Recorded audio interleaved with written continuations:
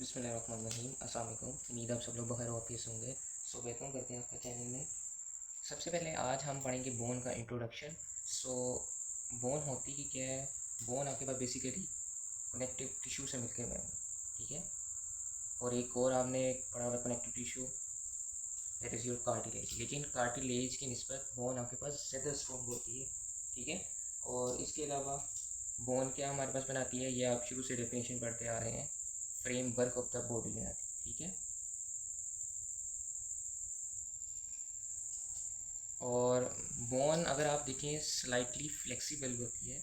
और इसके अलावा एक बड़ा इम्पोर्टेंट फिनोमेना आपको पता होना चाहिए, रिमॉडलिंग का, वो भी बोन के अंदर होता है, ठीक है, through osteoblast and osteoclast activity की वजह से, ठीक है, हमारे पास रिमॉडलिंग का फिनोमेना होता है। रिमॉडलिंग किसको कहते हैं? आपने सुना होगा कि हड्डियाँ टूट रही हैं, ठीक है, फिर न्यू बनती हैं, ठीक है, जिसकी वजह से हमारे पास ग्रोथ होती है, ठीक है, बोन की। अब हमें नेक्स्ट जो पता होना चाहिए वो इसके फंक्शंस की तरफ आते हैं।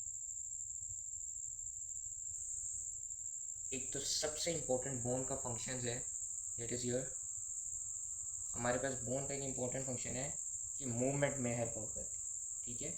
मूवमेंट किसके ज़रिए? आपके पास जॉइंट्स की जो मूवमेंट होती है, ठीक है, जितनी भी जॉइंट्स हैं उसके ज़रिए जो आपके पास जो मूवमेंट करवाती है वो बोन होती है। जॉइंट्स किसको कहते हैं? देखिए मैं इधर आपको एक डायग्राम से समझाता हूँ। Let's suppose this is one bone and this is next bone, ठीक है।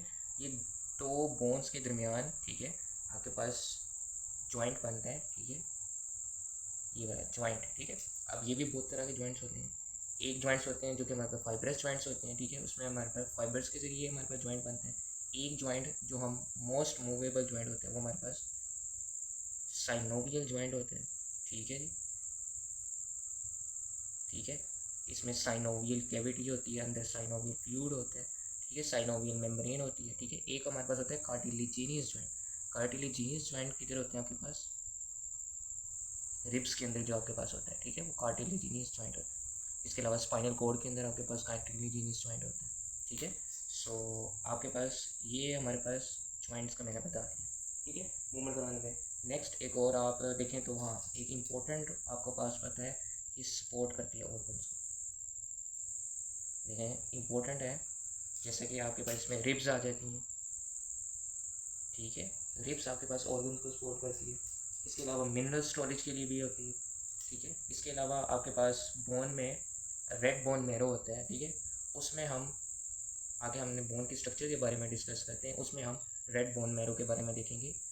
अभी आप फिलहाल याद रखेंगे रेड बोन मैरो बोन में होता है, और इसमें हमारे पास हीमाटोपोइसिस का प्रोसेस होता है, हीमोपोइसिस, ठीक है, जिसके ज़रिए आपके पास आरबीसीज, वाइट ब्लड सेल्स, ठीक है, प्लेटलेट्स वगैरह की प्रोडक्शन भी बोन के अंदर हो रही है, ठीक है। ये जनरल हमारे पास इसके फंक्शंस थे। सो नेक्स्ट हम बोन के स्ट्रक्चर के बारे में डिस्कस करते हैं। ये मैंने आपके सामने एक बोन की डायग्राम बनाई हुई है। अगर आप बोन को देखें सो ये आपके पास होल बोन है, ठीक है। अभी हम जनरल स्ट्रक्चर के बारे में बात कर रहे हैं, ठीक है।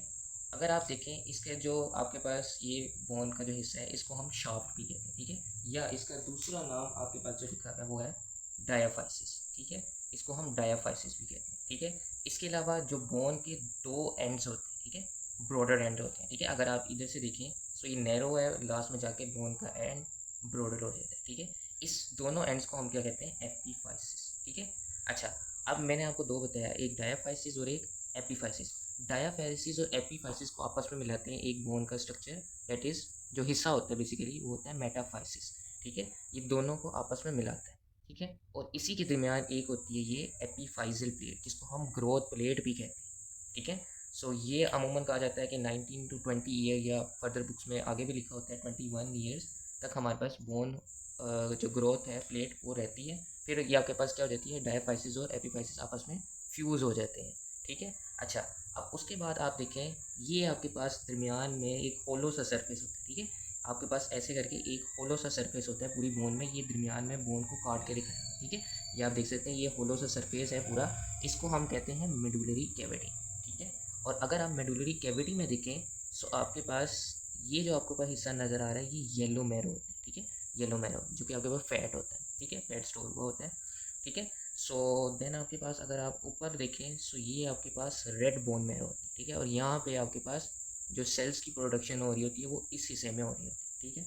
और जो आपके पास जो आउटर सरफेस है वो हमारे पास कहलाती है पेरीओस्टियम, ठीक है, जो कि कम्पैक्ट बोन है, ठीक है, सख्त बोन है, ठीक है। और ये किसके मिलकर बनी होती है? डेंस कनेक्टिव टिश्यू से। और पेरीओस्टियम, आपको इंपॉर्टेंट पॉइंट बताता चलूँ कि पेरीओस्टियम ने होल बोन को कवर अप किया होता है बाहर से, ठीक है, जो डेंस कनेक्टिव टिश्यू की लेयर होती है, सिवाय एंड्स पोर्शन की, ठीक है। ये एंड पोर्शन आपको मैंने अभी बताया कि ये जॉइंट्स बनाते हैं, ठीक है। सो इसमें क्या होता है? आर्टिकुलर कार्टिलेज होता है। आर्टिकुलर कार्टिलेज का काम क्या होता है कि फ्रिक्शन होने नहीं देता, फ्रिक्शन लेस सरफेस प्रोवाइड करता है, ठीक है। और अगर ये साइनोवियल जॉइंट होगा सो न्यूट्रिशन के लिए आपके पास साइनोवियल फ्लूइड भी मौजूद होगा जॉइंट्स के दरमियान, ठीक है। सो ये हमारे पास जनरल सा स्ट्रक्चर मैंने बयान किया है आपके पास बोन का। ये देख सकते हैं, ये आपके पास ये बोन है, ठीक है, जो कि स्कैपुला की बोन है।